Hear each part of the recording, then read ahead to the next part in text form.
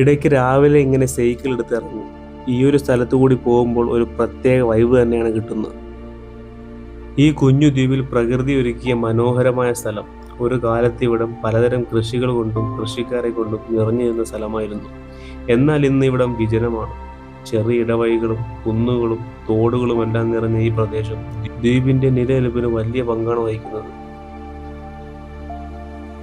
ഈ ശൂന്യതയിലേക്ക് നോക്കുമ്പോൾ ഇന്നും എൻ്റെ മനസ്സിൽ പഴയൊരു വസന്തം വിരിയാറുണ്ട്. ഒരു കാലത്ത് ജീവനും പച്ചപ്പും തുടിച്ചിരുന്ന ഒരു സ്ഥലം.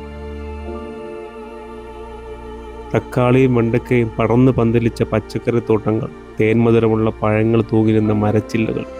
ഓരോ മൺതരിയിലും അന്ന് അധ്വാനത്തിൻ്റെ വിയർപ്പും കർഷകരുടെ ചിരിയും ഉണ്ടായിരുന്നു. ഇന്ന് ഇവിടെ ആ കാഴ്ചകളൊന്നുമില്ല. കാലം മാറി, ഈ മണ്ണും മാറി.